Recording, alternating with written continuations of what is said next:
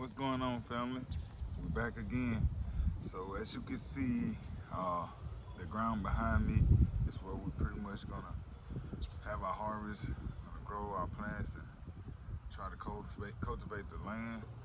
I know you guys are wondering what's going on, but as you can see that brown bag right there. We got it, y'all. We got what we need.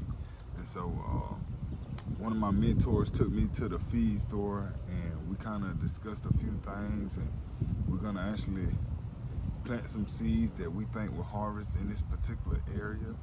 He kind of gave me a little background, a little history on things you should know when you are harvesting, when you are planting, you're a first time grower. And so I'm excited, like I always say, about the journey, the process, and I look forward to continuing to learn. And so with that being said, here we are located in Huntsville, Alabama. I think the zoning for this area, if I'm not mistaken, is either 8A or 8B. I think it used to be 7B, but I think with the changes over time with the climate and things like that, it has went up to 8A or 8B, if I'm not mistaken. Correct me if I'm wrong. But with that bit of information, it particularly tells you your grow seasons that are best to grow any particular plant or crop you're looking to grow. And so we will take that information and use it with a grain of salt, because I'm not the first. It's been people before me. And so what we do, we take that knowledge, we take that wisdom, and we use it to the best of our ability. And so with that being said, with us first time preparing the grounds behind me, I was told I need to do a few things.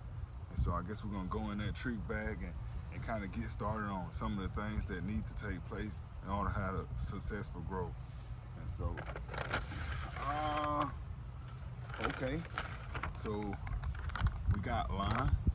If you guys know anything about lime, you know how it can prepare your grounds and also help take care of some of those weeds that might grow up in between the plants, and it can kind of take away from the flourishment of your flowers or your plants, your crop. And so we also got some fertilizer. We're gonna use this stuff. We're gonna be proactive instead of retroactive, and hope it can help us as we're learning and growing on how to have the grounds prepared for growth season. Not only that, we went and got some seeds. Before we get into the seeds, what I'm gonna do is I'm gonna take you guys through a little spiel. So this is for soil testing. Basically it tells you everything that you need to know in order to get your grounds tested on your pH balance, and what you need to do to either raise or lower, and actually have the grounds prepared for what needs to take place.